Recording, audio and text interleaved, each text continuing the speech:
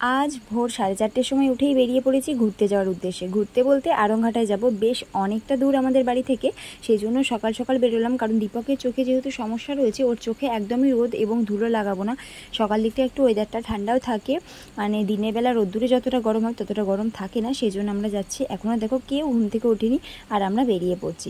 যাই হোক, এই হচ্ছে বুবু আর এই দীপক আর আমরা তিনজনেই বেরিয়ে পড়লাম। আর যেই কুর্তিটা আমি এখন পরে আছি, এই কুর্তিটা কিন্তু আমি নিজে হাতে কালকে দুটো কুর্তি দিয়ে একটা কুর্তি ডিজাইন করে বানিয়েছি।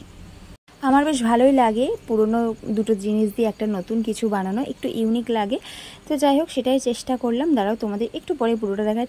তার আগে তোমাদের সাথে একটা জিনিস শেয়ার করি। আমরা যাচ্ছি হচ্ছে আরংঘাটায়। আরংঘাটায় আমার দিদি বাড়ি, সেখানে ঘুরতে যাচ্ছি গণেশ পুজো উপলক্ষে।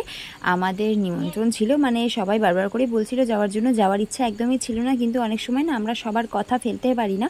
তো যেহেতু দিদি, জামাইবাবু, দিদির দেওর সবাই বারবার করে বলছে আসার কথা, সেই জন্য ভাবলাম চলো একটু ঘুরেই আসি। আর এই হচ্ছে আমার কুর্তিটা উপরটা যেরকম ছিল ওরকমই পুরোটাই ছিল, নিচটুকু আমি শুধু জয়েন করেছি এবং হাতার দিকে দেখো কিছুটা আমি অন্য একটা চুড়িদার কেটে জয়েন করেছি। কেমন লাগছে জানিও অবশ্যই কমেন্ট করে।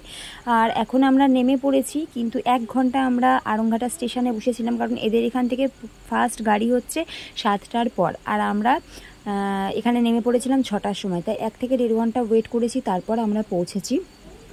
গ্রামের দিকে তো গাড়ি টাইম মতো চলে, মানে সকাল 7টার পর গাড়ি শুরু হয়, আর এদিকে সন্ধ্যেবেলা 7টার পর পর্যন্তই আর কি গাড়ি চলে, তারপরে আর গাড়ি পাবে না। এবার যার বাইক বা স্কুটি আছে বা পার্সোনাল কোনো গাড়ি আছে তাহলে সুবিধা হয়। তো আমাদের তো এখনও বাইক বা স্কুটি কিছু ছিল না, আমরা খুব তাড়াতাড়ি নিয়ে নেব। আর এই বাড়িতে বেরিয়ে পড়েছি।